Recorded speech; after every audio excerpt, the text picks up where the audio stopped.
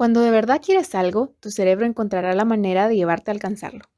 En este episodio, el químico farmacéutico guatemalteco Andrés Letona nos comparte lo que fue crecer en una familia de farmacéuticos y cómo su interés por la cultura asiática lo llevó a Corea del Sur, aunque este no siempre fue el plan original. ¿Cómo se obtienen los suplementos nutricionales? Videojuegos y call centers para aprender inglés. Flexibilidad que nos abre puertas a más oportunidades. Acompáñanos a aprender un poco más de farmacia, bioquímica, ciencias de los alimentos y mucho más. Hola, somos Dayan, Kat y Rana, tres científicas guatemaltecas convencidas que las carreras en STEM son para todos, no solo para aquellos a los que les va bien en mate. Y todos nos beneficiamos de ellas a diario y te lo vamos a demostrar. Bienvenidos a Epistemas.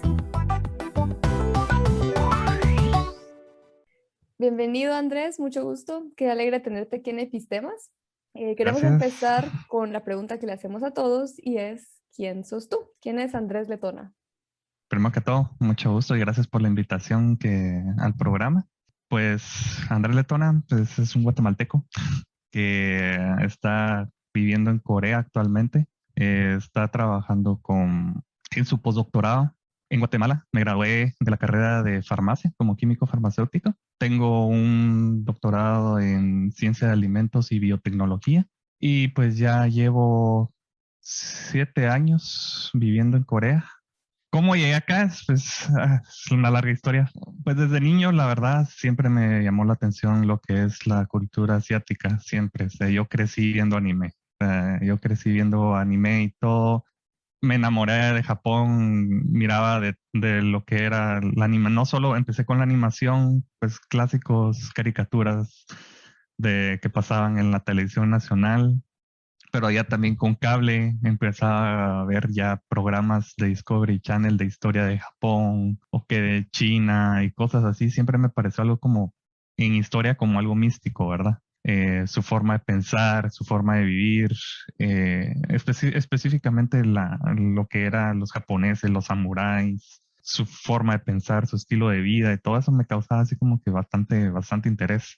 En lo que fui creciendo, también fui conociendo amigos que ahora son los mejores amigos que tengo, ya son de años, desde colegio, que también tenían los mismos gustos. Entonces es como que algo atractivo compartir esas ideas y esos gustos que tenés con alguien más, ¿verdad? Porque te sentís como identificado.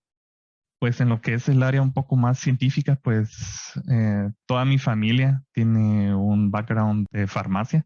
Mi mamá, mi abuelo, mis tíos estudiaban farmacia.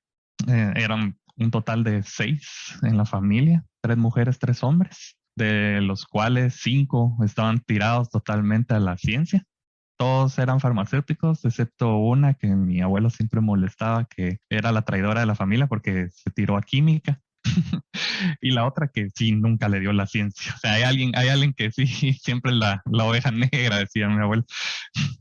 Pero era menos para todos porque mi abuelo, pues, él nació en Sololá. Su papá era dedicado a lo que era comprar insumos y llevarlos desde Guatemala a Sololá y todo. Entonces era como una despensa prácticamente. Entonces manejaban que también camiones y manejaban transporte y todo. Y pues a mi abuelo se le ocurrió estudiar farmacia y se fue a Guatemala a estudiar farmacia y todo, sacó el título y todo. Y pues poco a poco él siempre fue una persona que se dedicó y se enfocó en lo que le gustaba, en lo que es al nivel de carrera, pues estuvo en muchos lugares trabajando, en el hospital Roosevelt, en lo que es, no sé si todavía existe en Guatemala, lo que es la Casa del Niño, en muchos lugares él estuvo involucrado.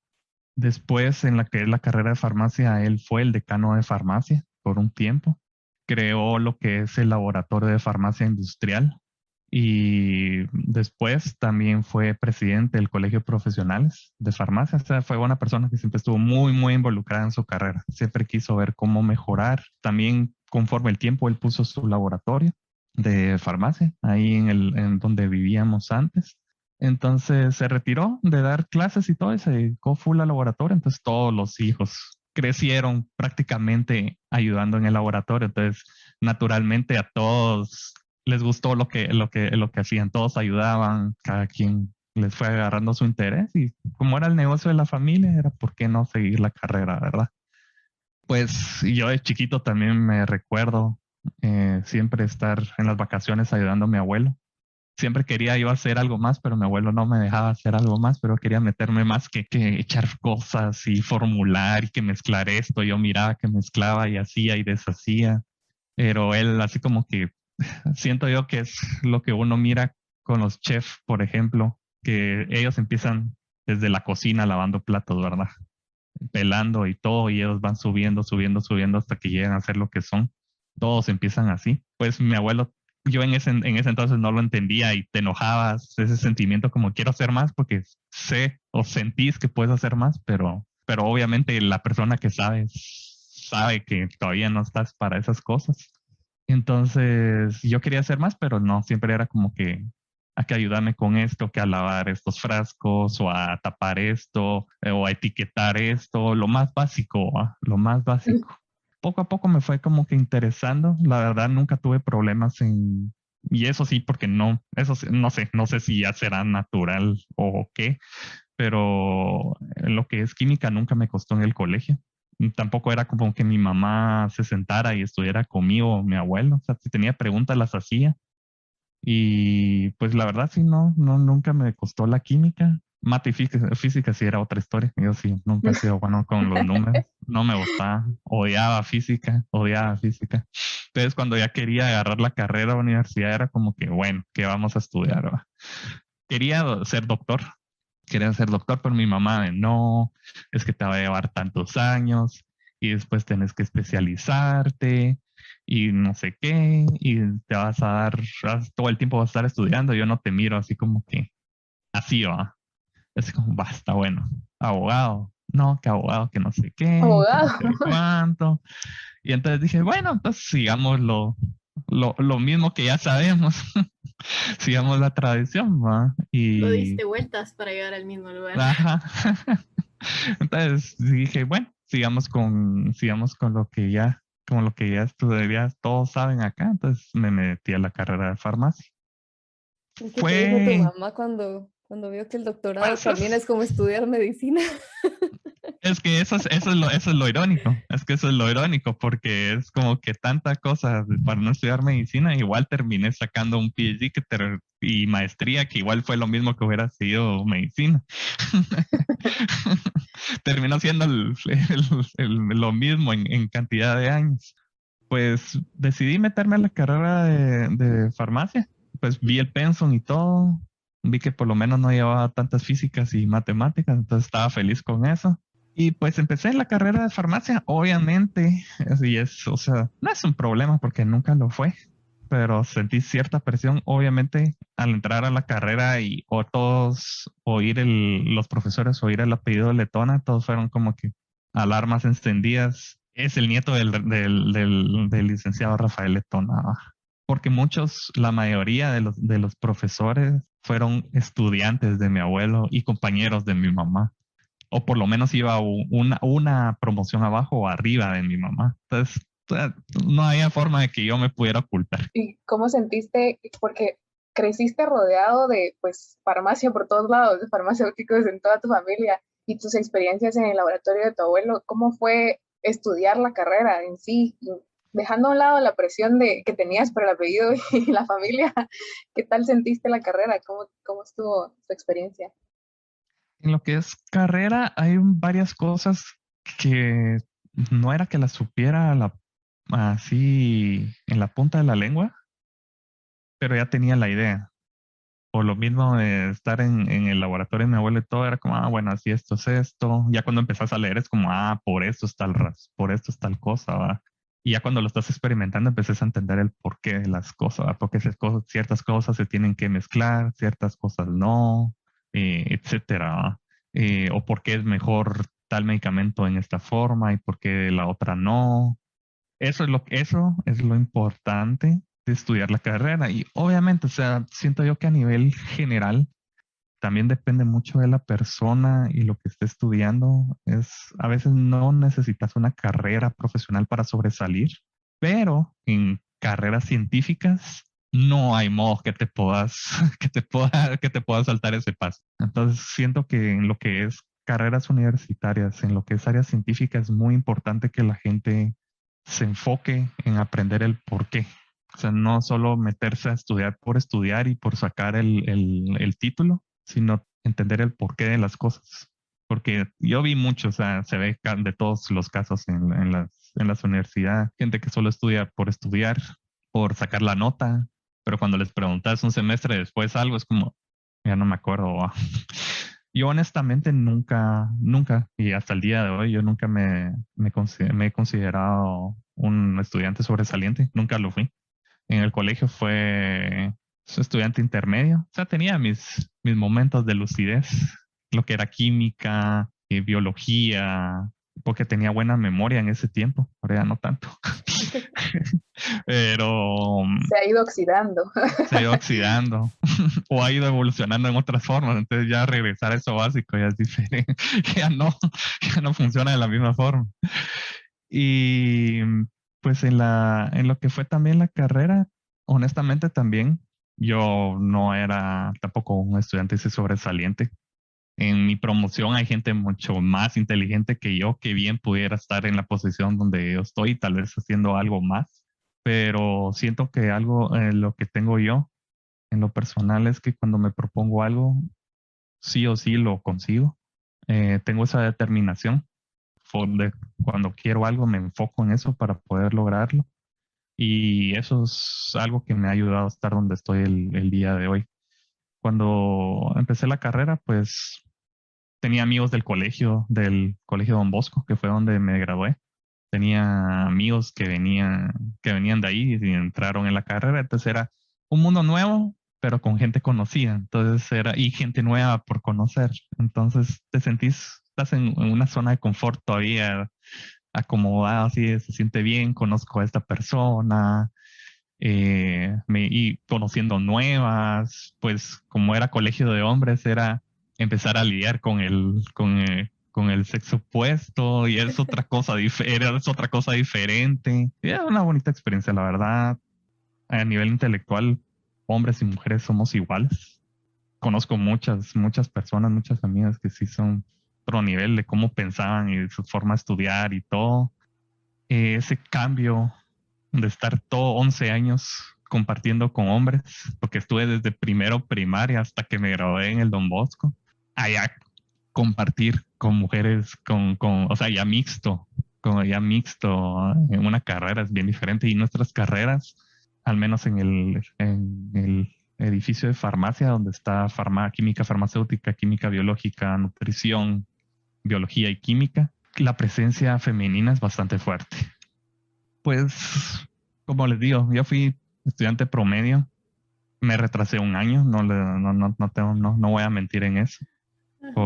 Ahí sí que por peluche, así que por peluche. O sea, yo era de los que me gustaba estudiar, pero también me gustaba mi vida, o sea, quería tener mi experiencia de vida universitaria. O sea, el grupo que yo tenía en el primer año de estudio era así, o sea, fregábamos, pero cuando había que estudiar nos juntábamos a estudiar. No hay que irse a los extremos, ¿va? Siempre hay que tratar de mantener un balance. Mira, yo te quería preguntar, antes de que sigamos Ajá, en la parte académica, al inicio mencionaste que de niño te interesaba mucho, pues veías mucho anime y que te interesaba mucho la cultura mm, japonesa. ¿Por sí. qué no te fuiste a Japón? Todo tiene una razón, todo tiene una razón. Pues fíjate que, pues como digo, o sea, yo me atrasé un año. Debido a esto, pues conocí prácticamente una promoción nueva. Fue como apachar un botón y resetear todo otra vez, gente nueva. Que da la coincidencia de esa gente. También venía gente de una o dos promociones abajo del colegio. Entonces, varios de mis cuates también son de esa promoción. Son estudiantes también del Don Bosco. Entonces, con uno de mis mejores amigos que estudió en el Don Bosco, pues una vez estuvimos hablando, estábamos ya en tercer año de la carrera y me preguntó así como que, bueno, qué eran los planes que tenía y todo. Y yo le dije, pues no sé, me gustaría ir como que afuera, a estudiar afuera, ¿va? O sea, me gustaría ir a Japón. O sea, siempre ha sido mi sueño, le dije, ¿va? Medio que ya sabía que el área farmacéutica en Japón es bastante fuerte.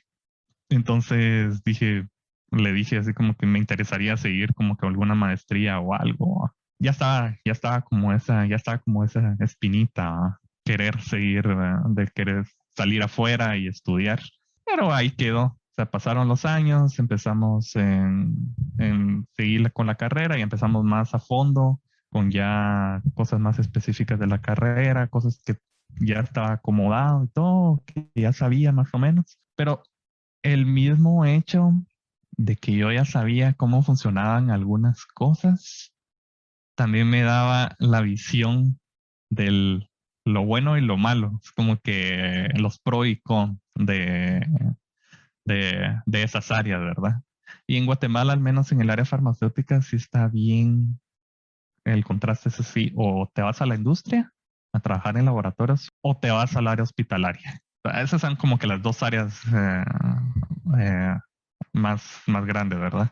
Y mi mamá estuvo metida en el área hospitalaria también. O sea, mi mamá fue jefa del hospital, del área de farmacia del Hospital Roosevelt y entonces también ella estaba en todo, en todo.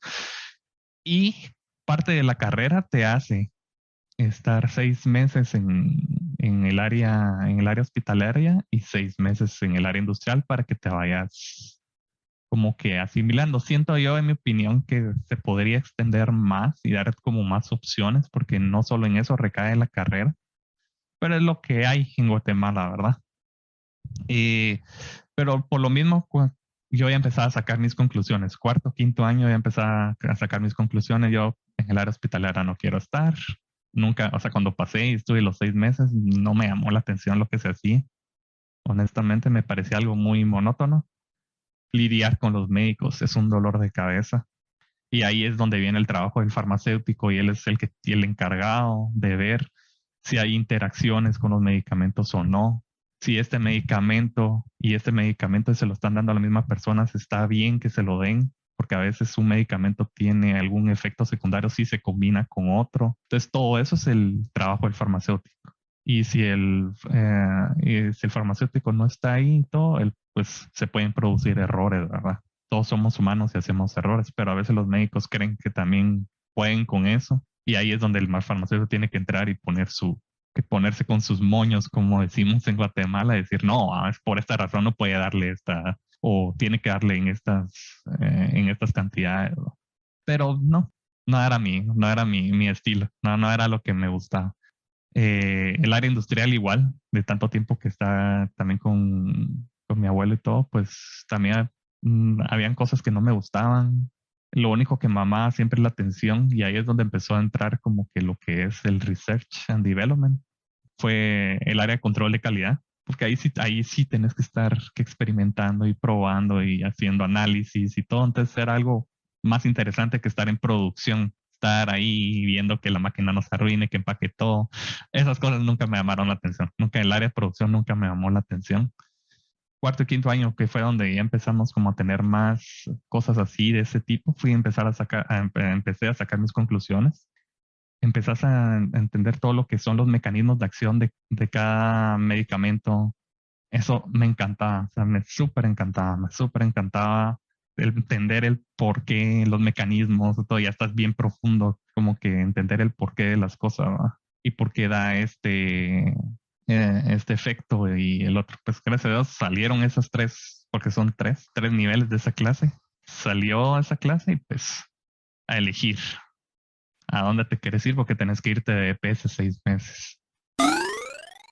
El EPS o ejercicio profesional supervisado es una práctica por medio de la cual estudiantes próximos a graduarse pueden ejercitar su profesión en distintos sectores del país. Es lo equivalente a prácticas profesionales o pasantías requeridas para obtener tu pregrado. Entonces, la mayoría se va a algún departamento, a un hospital como dependiente de farmacia y ver ahí, manejar la farmacia del hospital y tenés que ver todo. Porque en nuestros países es así, o sea, la situación pues como está, cuando uno llega de EPS, a veces hasta tenés que crear la farmacia y tenés que levantarla o arreglar el desorden que había antes o mantener lo que ya hay. Muchos se van ahí, otros pueden elegir de industria. Para mi suerte, justamente un año antes ya se había abierto el área forense, el INASIF. 6 meses antes de que me tocara el EPS, yo hice una pasantía en el INASIF, en el área de físico-química.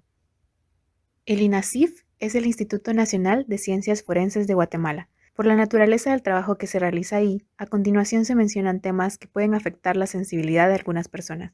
Si no crees poder escuchar sobre esto, puedes adelantar 2 minutos del episodio y continuar escuchando el resto de la entrevista.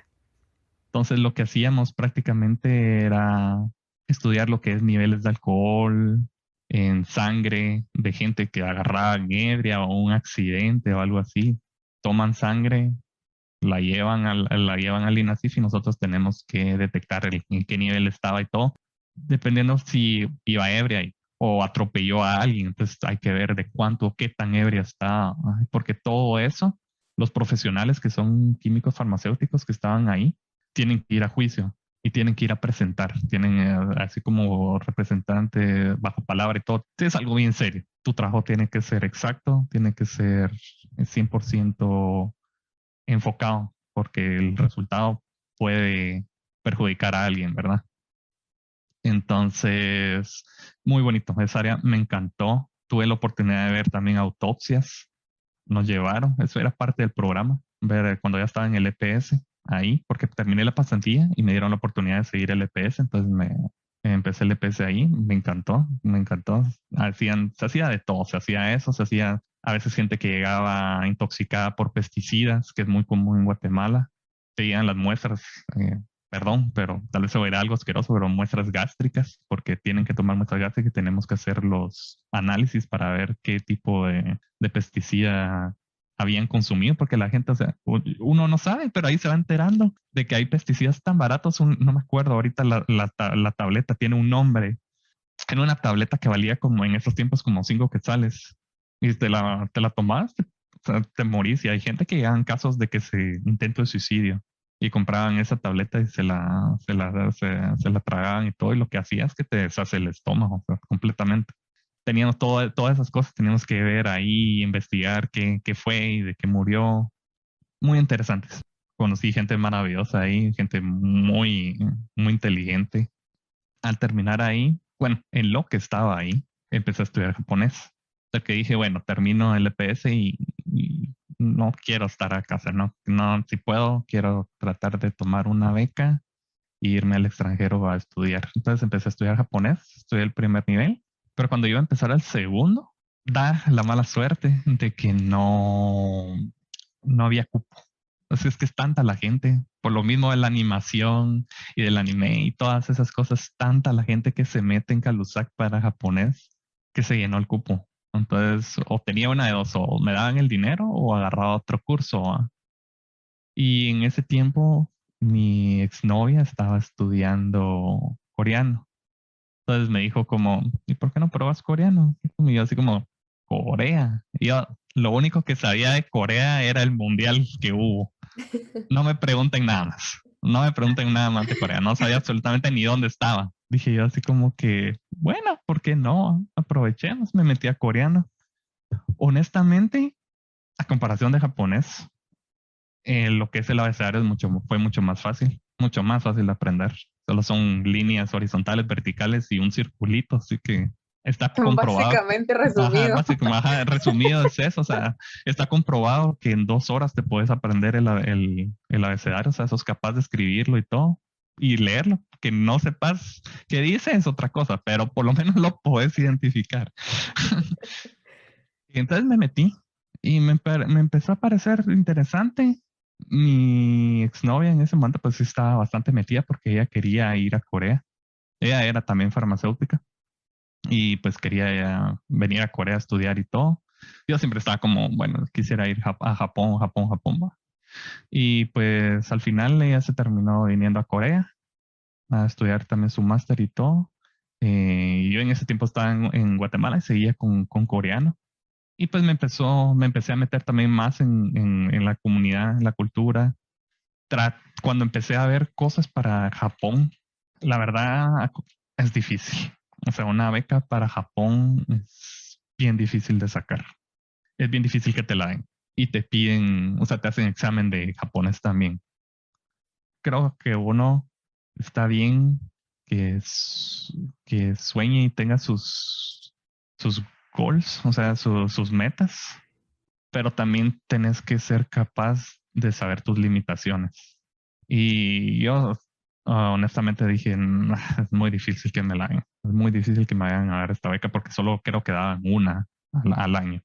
Y no solo soy yo, debe ser un montón de gente. O sea, yo no pregunté, pero ya de por sí miraba Calusac lleno de gente estudiando japonés. Bien, me imagino toda la gente que también quiere aplicar a esa beca. Entonces empecé a pensar y dije, bueno, ¿y por qué no nos vamos a Corea? Igual está a la par. Es que es lo que digo, o sea, si tenés una meta, tenés que ver cómo llegar a ella sabiendo tus limitaciones. Entonces dije, pues está la par, ¿va? Entonces empecé a averiguar y encontré, porque había de todo, pero yo quería algo que diera el idioma, pero en el momento en el que estaba, tenía que esperar casi como 6 meses para que se abriera esa beca y yo no quería perder mucho tiempo tampoco para aplicar a la beca del gobierno de Corea que da el año de idioma y después la maestría y doctorado. Y eso, si yo pudiera regresar en el tiempo, eso haría. Me hubiera esperado porque hubiera sido mucho mejor, me hubiera facilitado las cosas.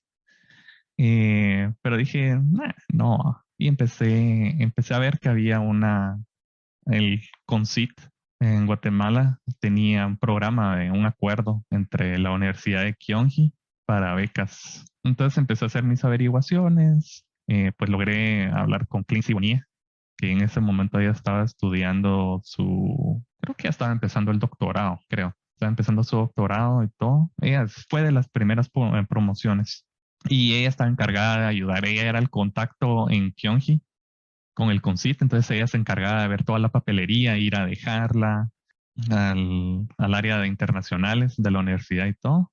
Y pues ella me comunicó con otras personas en mi área para que supiera cómo era y todo.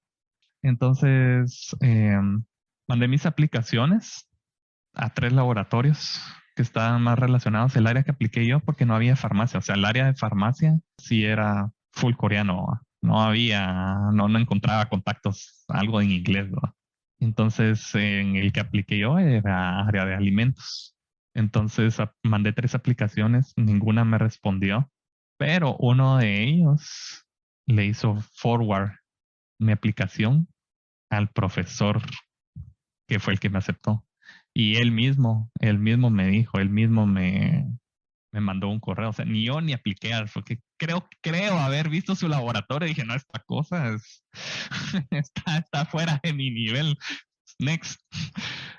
Y justamente, y irónicamente, él fue el que me dijo, no, vení. No siempre sí te quiero aquí, por favor. Entonces me mandó un correo. Me recuerdo estar en Telus, compañía se me fue el nombre, de ¿Call esto center? de call center, de call center, ahí en Guatemala, porque mi inglés no era bueno, honestamente, no les voy a mentir, mi inglés no era bueno. El inglés del Don Bosco era pésimo, o sea, no enseñaban bien y a mí no me daba interés tampoco por aprenderlo de esa forma.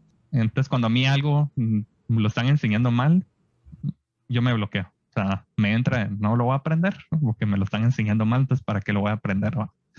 Y así fue con el inglés. Y yo aprendí el inglés con videojuegos.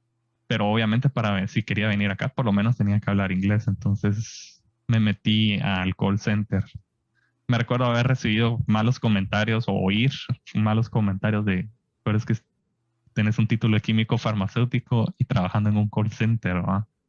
Pero yo no tengo que darle explicaciones tampoco a todo, ¿verdad? El por qué. O sea, yo ya tenía mi plan en mi cabeza, el por qué estaba haciendo por qué estaba haciendo cada cosa que estaba haciendo. Entonces, mi meta en el call center era afinarme lo más que pudiera. Era la única forma si querías algo a corto tiempo que te exigiera y que te hiciera hablar inglés en Guatemala, era un call center. Entonces, yo me metí a eso. Gracias a Dios, pues sí, la gente que me enseñó hasta el día de hoy, les estoy agradecido. Muy buenas para enseñar. Me lograron liberarme, como que perder ese miedo que todos tenemos, porque no es nuestro idioma y no es algo que hablemos en Guatemala. Entonces, lo fundamental que es perder el miedo, lo perdí ahí. Y recuerdo estar trabajando que el día que me llegó el correo. Mira, soy el profesor Kim Jun-rock. En mi laboratorio es tal. Me hicieron forward tu aplicación y me parece un resumen bastante interesante. Se ve que estás bien preparado de todo y pues tengo una posición en mi laboratorio. Mis puertas están abiertas, solo tenés que confirmarme si quieres venir, va. Yo cuando lo leí fue como tan interesante, pero si soy estudiante promedio, va, tampoco soy así cum laude o algo así sobresaliente, va. Ya después entendí el por qué. Entonces dije, bueno, lo pensé, me metí a ver el laboratorio y justamente este es el laboratorio que yo no quería, dije. Y no era porque no me interesara, era porque es que sí era otro nivel. O sea, este profesor sí es otro nivel, es otro nivel. Entonces dije, bueno, igual tiene que ver con farmacia, dije yo. Bueno, ¿por qué no? Digamos que sí. Aquí me lo están dando en bandeja de plata. No voy a rechazar la oportunidad. Y le contesté y le dije que sí. Y pues empezaron todos los trámites y todo. Pues obviamente cuando empecé a estudiar un poco más acerca de qué hacía el laboratorio y todo, me fui dando cuenta que pues de entrada mi profesor estudió en Cornell. Cornell es de las universidades fuertes en Estados Unidos, específicamente en el área de alimentos. Es bastante buena la facultad de alimentos en Cornell. Y pues él bien modesto también estudió su postdoctorado en Harvard, ¿va? Entonces yo cuando vi eso, yo, ¿a qué me voy a meter? Dije yo, ¿a qué me voy a meter? Eh, pero dije, bueno, ni modo, esto por algo está pasando, así que no vamos a hacernos para atrás. Total, te llamaron. ¿Ah? Total, te llamaron, tío. Sí, ajá, o sea, como les digo, me pusieron en bandeja de plata la oportunidad y él estaba viendo algo en mí, entonces dije, pues algo me vio, algo me vio, entonces, bueno, o sea, para que alguien de ese nivel se interese, o sea, no es por molestar, ¿no? O sea, es porque, o sea, es gente que su nivel de ver las cosas es diferente, entonces dije, pues algo me tuvo que haber visto. Algo me tuvo que haber visto, entonces. No estoy seguro qué, pero algo. No estoy seguro qué, pero algo me veo. Entonces empezamos todos los trámites, le dije a mi mamá pues feliz, todos en la familia felices, porque pues yo era el primero que iba a salir y ir a estudiar así una maestría y doctorado porque era un programa combinado. Creo que mi profe si solo si hubiera aplicado maestría me hubiera dicho que no, pero como era doctorado combinado, entonces creo que también eso fue otra de las razones. Terminé de mandar toda la papelería y vine a Corea. Es otro rollo. O sea, es otro rollo. Acá, o sea, la gente o sea, el sistema te facilita todo. El transporte, o sea, que, que solo con empezar con el transporte, el servicio de transporte, de bus, de metro, la puntualidad que tienen, que todo lo miras con una app y en tal hora va a llegar y a esa hora ahí está pasando el bus. No estás ahí sacando la manita para que te paren. Es un Es orden, otro nivel. limpieza, es otro nivel, o sea, tienen una limpieza, los buses y todo. Creo que la forma como de los conductores no cambian. En todos los países son Es iguales. cierto. En todos los países son Sí, iguales. es Eso sí, no sé, cierto. eso sí no. Eso sí no. Aquí un conductor de Guate también pudiera trabajar conduciendo en Corea. Tremendos frenazos los que pegan los que manejan el bus. Y se meten y les da igual. Pero no, sí es otro nivel. O sea, venir a un país de primer mundo sí te abre los ojos a lo que tristemente no hay en Guatemala. Y eso es lo básico. Me Y parece eso es lo interesante básico, cómo pues. muchos de los que salimos, lo primero que decimos siempre cabal es el transporte. Qué trauma con el Es, transporte, pero sí. es que, o sea, Sí. yo usé, bueno, no sé si ustedes tuvieron la oportunidad de usar buses en Guatemala. Sí. Pero yo usé bastante tiempo, o sea, me asaltaron en los buses, me bolsearon en los buses, me tuve que ir medio agarrado de la puerta en algún momento, o sea, toda esa experiencia la tenés en tu mente y cuando venís y miras esto es como que lo comparas y dices, no, o sea, qué tan mal están, qué tan mal están las cosas en Guate, que no les cuesta mucho hacer eso, pero por la misma forma de pensar y lo mismo que mucha gente es egoísta, quiere ver solo su interés, no lo hacen, o sea, no lo mejoran porque para ellos ya el sistema trabaja bien así, entonces ¿para qué cambiarlo cuando se van a ver perjudicados? Entonces, y eso es lo básico, no digamos a nivel ciencia, ¿verdad? Porque pues eso fue otra cosa, o sea, ya vine acá, vivir independientemente, pero son cosas que realmente son experiencias que si no te exigís, si no salís de esa zona de confort, de esa burbuja, nunca las vas a saber. O sea, nunca te vas a dar cuenta de qué tan capaz es uno como persona cuando realmente se ve obligado a salir de esa zona de confort y valerse por uno mismo. ¿Va? Pero qué Y bonita tu historia. Me gusta que varios minutos dijiste que hay que conocer nuestras limitaciones y saber como cuándo sí, cuándo tal vez no. Y tener esa flexibilidad, que en tu caso también fue lo que te abrió esta super oportunidad a este laboratorio en el que terminaste, por no cerrarte en querer solo ir a Japón, ¿no? Sino abrirte un poquito y pues darte chance. Y contanos entonces, con esa oportunidad, ¿qué fue lo que fuiste a hacer para tu maestría y tu doctorado? ¿Cómo pasaste? Pues ya nos contaste un poco de tu experiencia en el INASIF y luego a esta área de alimentos. ¿Cómo fue esa transición? otro rollo, o sea, vine totalmente en cero. Cada vez, cada oportunidad que he tenido, siempre es un botón de reseteado para mí.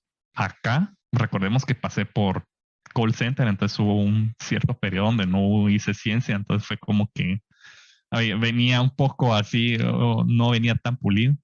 Tuve que leer un poco antes de venir acá, pero al venir acá es otro nivel, fue otro nivel. O sea, el laboratorio donde estuve era el laboratorio de nanotecnología en alimentos. Entonces ya empecemos de por sí que ya solo el título es algo que en la vida iba a ver en mi carrera.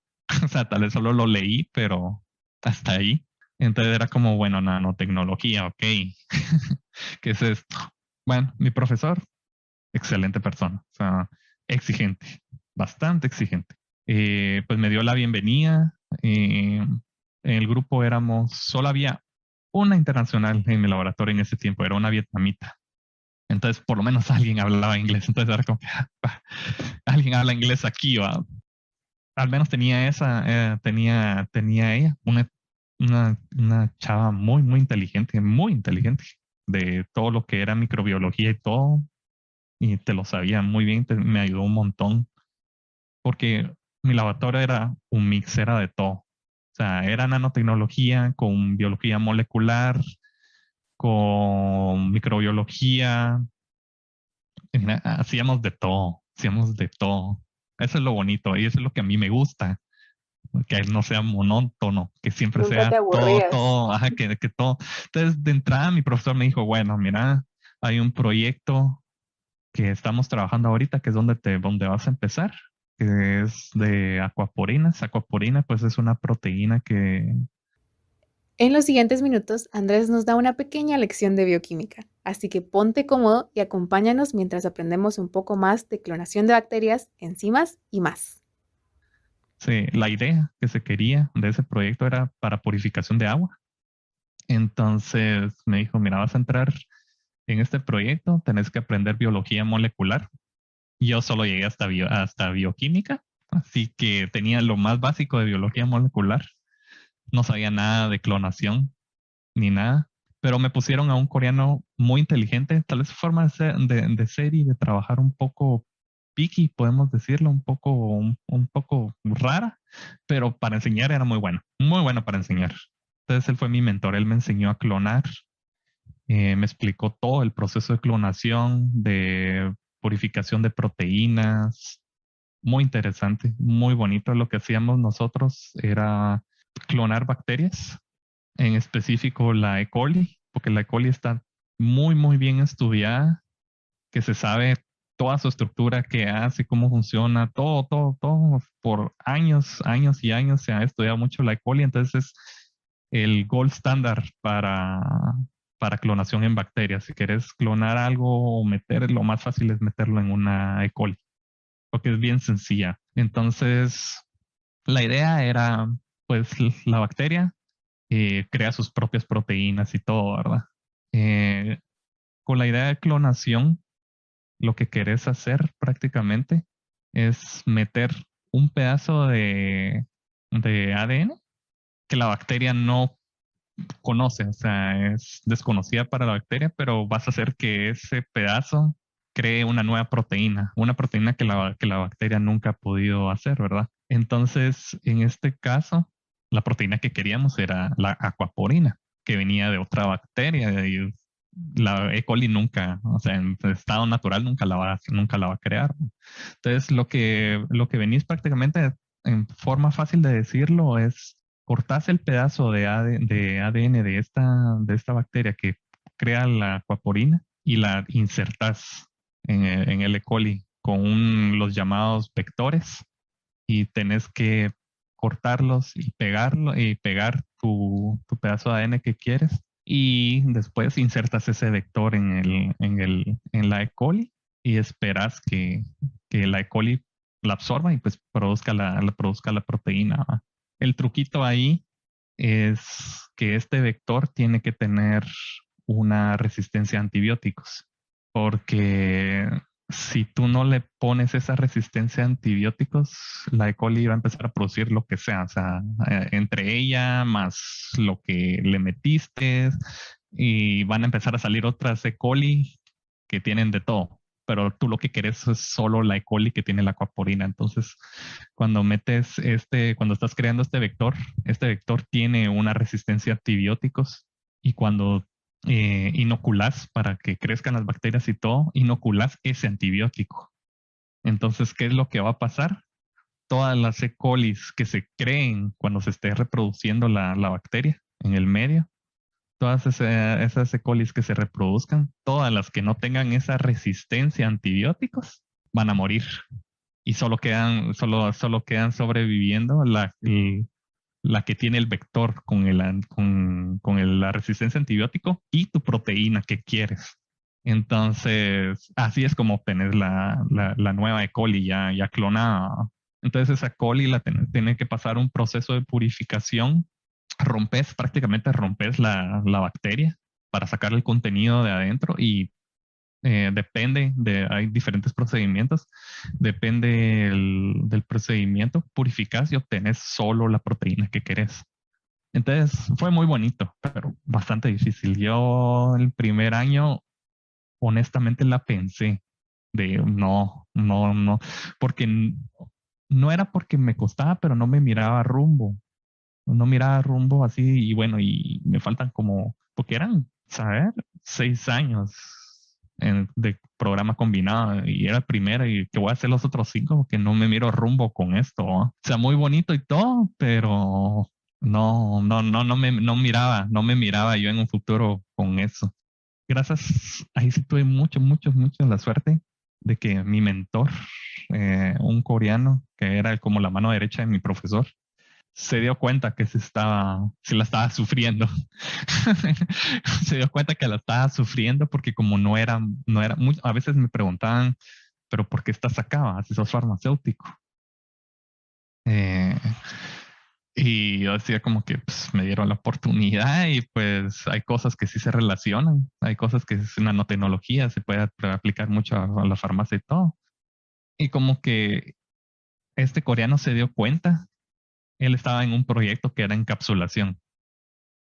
Él estaba trabajando con partículas para encapsular cualquier cosa. O sea, estaba creando la nueva partícula. Entonces estábamos viendo en qué encapsular con ella. Entonces, él hizo la asimilación. Bueno, él es farmacéutico, drug delivery. Véngase para acá. Entonces le habló mi profesor y me jaló. Ahí sí que literalmente me tiró un salvavidas y me jaló.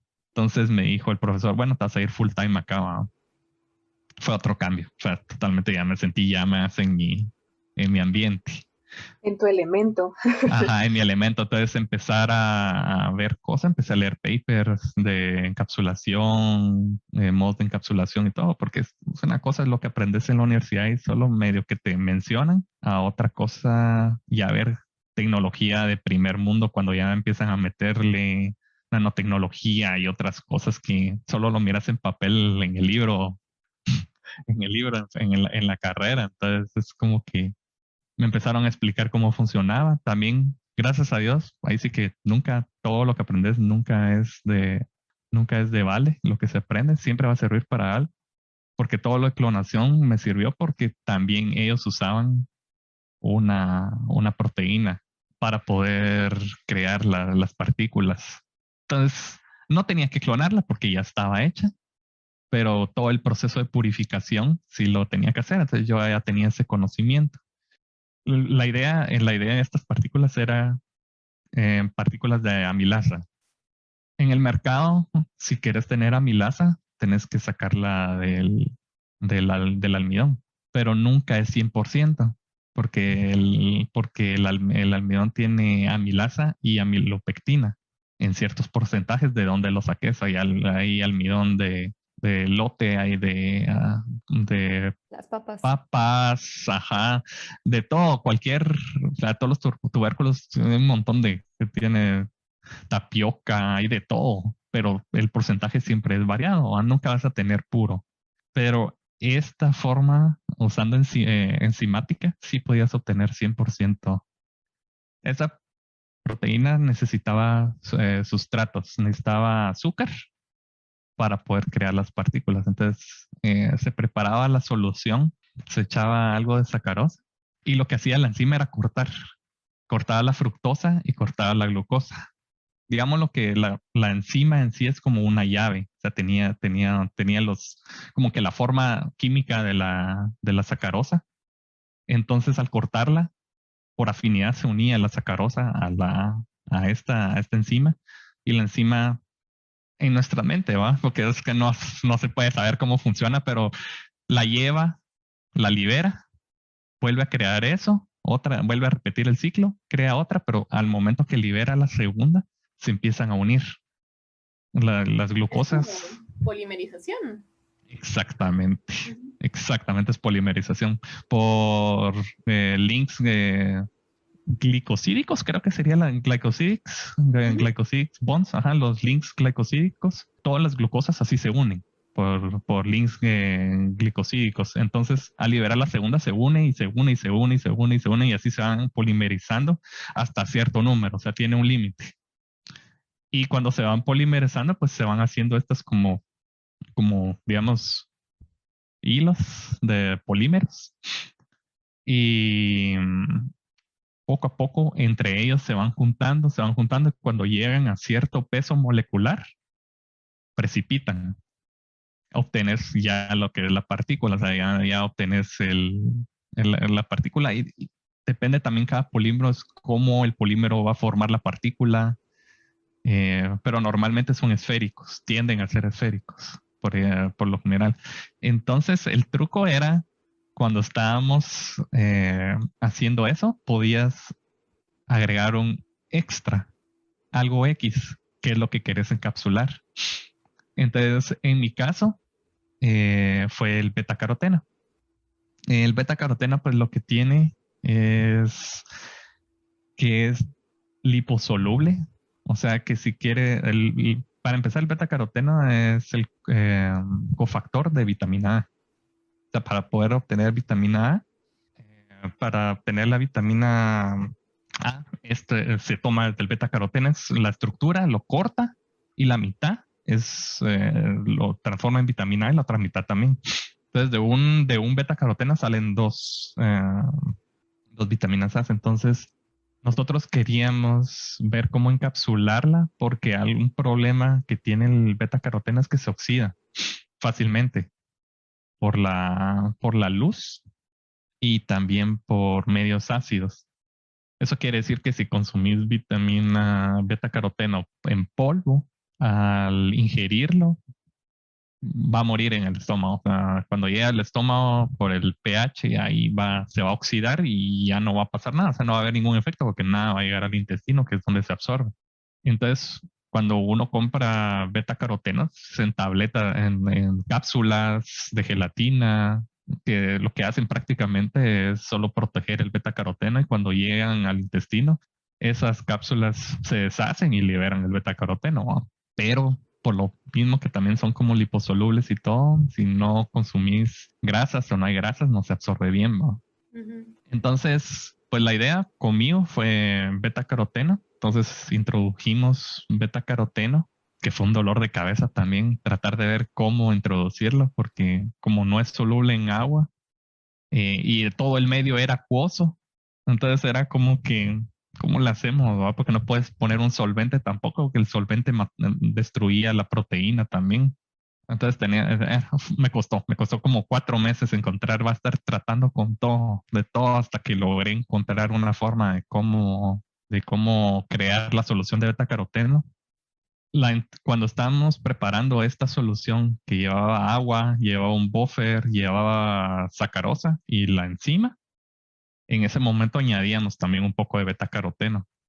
Entonces, al momento que la enzima empieza a crear la polimerización, también hay, como hay en el medio, hay presente beta caroteno y se empiezan a hacer esta polimerización y poco a poco se empiezan a hacer las partículas, pues estos polímeros empiezan a encapsular las moléculas de beta caroteno y precipitan y ya precipitan como partículas conteniendo beta caroteno adentro y es bien, o sea, sabes que está sirviendo el experimento porque el control, las partículas son blancas y en el positivo ya cuando está el beta caroteno presente son naranjas.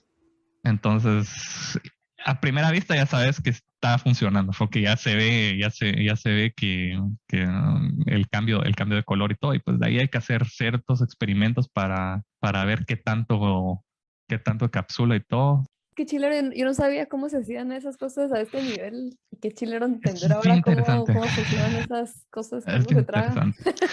Pero mira, qué interesante todo lo que nos has contado, la verdad, y todas las cosas en las que has trabajado nos lo explicaste súper bien y ahora siento que tengo una idea bien clara de todas las cosas que se pueden hacer. Entonces, súper chilero, muchas gracias por compartir. Perdón. Es Eh, interesante, es súper, súper, súper interesante. Solo lo final, pues al final pues terminé de trabajar ahí, saqué mi maestría y doctorado y pues tuve la oportunidad a aplicar a un postdoctorado en la Universidad Nacional de Seúl y otra vez fue otro botón de reset. Ahorita lo que yo estoy trabajando fue más tirado a la industria. Lo que estuve trabajando en la maestría y doctorado es más como investigación, el encontrar el porqué, mecanismos, pero aplicaciones a la industria es un poco, todavía están muy en pañales para ya aplicarlo así, ya dar ese salto, el scale up que le dicen, ¿verdad? Pero acá en Seoul National es todo lo contrario. Aquí es más tirado a la industria. Entonces aquí lo que estoy trabajando es encapsulación con otro diferente approach, pero es para encapsular probióticos. Irónicamente volví a la farmacia, pero aplicado en alimentos. Entonces estoy aplicando los conocimientos de farmacia que hay en alimentos para encapsular probióticos. Entonces, actualmente en eso estoy trabajando con otras partículas encapsulando probióticos y tratando de mejorar, haciendo un granulado, o sea, partículas más grandes todavía, o tabletas conteniendo probióticos. Entonces, en esas estoy muy bonito, muy interesante el proyecto en el que estoy y todo. Y ahí, feliz con la oportunidad de estar en una de la universidad número 1 de Corea y ahí sí que aprendiendo de todo. O sea, cada vez que se me ha dado una oportunidad y algo que me decía mi abuelo era, nunca te enfoques solo en una cosa. Gracias a Dios, siempre en cada parte de mi vida he tenido la oportunidad de aprender siempre algo nuevo y todo eso me ha servido para aplicarlo en alguna forma.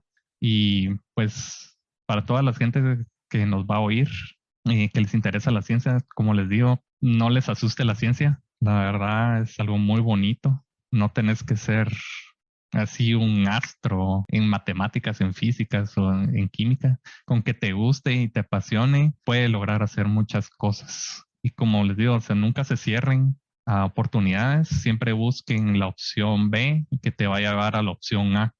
No tratar de enfocarse siempre en solo la A, sino que ver otra forma, ¿no? Como lo vi yo, que quería venir a Japón, no pude, pero estoy a la par a 1 hora de vuelo de Japón. Entonces, cuando quiero ir, puedo ir y me la disfruto. Me encanta ir a Japón de vacaciones. Siempre que voy es como un sueño ir a Japón, ir a ver la cultura y todo, y me quiero quedar con eso, como el país que siempre he querido visitar y es bonito ir a visitar, a vivirlo, porque es otro rollo también. O sea, es otro rollo. Así como en Corea ha sido difícil, también pues Japón tiene sus dificultades y todo. Entonces, nunca se cierren, o sea, nunca se cierren a las oportunidades. Si quieren irse a otro país y todo y tal vez no pueden, traten de buscar la opción B o C, que tal vez está a la par y hasta puede ser hasta mejor la oportunidad. Es decir, uno nunca sabe, entonces siempre traten de ver opciones diferentes y si les gusta algo, solo anímense, enfóquense, traten de entenderlo y hasta siendo un estudiante promedio, todo se pueden lograr muchas cosas. Bueno, y al final siempre dejamos una pregunta que nos gusta hacerle a todos. Para ti, ¿qué pueden hacer todos los guatemaltecos para apoyar el desarrollo de la ciencia en el país? Siento que es una pregunta un poco difícil porque a veces nosotros queremos, pero personas de arriba no nos dejan. Siento que hay mucho interés de mucha gente por querer hacer ciencia, por querer hacer un paso más, subir el nivel de ciencia en Guatemala. El problema son las oportunidades que también se dan. El gobierno tal vez no está muy interesado y esas son cosas que yo he visto en Corea. Corea invierte demasiado. Es de los países que más invierte en investigación. El invertir en investigación te abre las puertas a crear tecnología nueva o mejorar tecnología existente y eso te va a crear más dinero en el país. O sea, no se necesita ciencia espacial para entender de que si invertís en ciencia, los resultados a largo plazo, porque no es mentira que vas a tener a corto plazo eso no es, en 2 años no vas a tener resultados. Estamos hablando 10, 15 años. Invertís en ciencia a largo plazo va a traer sus frutos. Yo siento que tal vez la gente, lo mejor que puede hacer en Guatemala, porque no se da mucho en la investigación, en la facultad, por ejemplo, en farmacia, poco a poco se está empezando a dar más y más las ganas de hacer algo de investigación. Hay motivo a la gente que trate de envolverse en lo que pueda y si no, que trate de ver la oportunidad de irse afuera y aprender y de ver cómo en un futuro aplicar eso en Guatemala, porque ya van a estar más preparados, van a tener conocimiento y van a poder decir como que, bueno, esto que estudié lo puedo aplicar de esta forma en Guatemala y tratar de ver cómo conseguir el apoyo para eso. Gracias Andrés por demostrarnos que al salir de nuestra zona de confort hay un mundo de oportunidades. Todo lo que aprendemos siempre va a ser de utilidad y que siempre va a existir una forma de alcanzar nuestros sueños. Solo hay que pensar estratégicamente.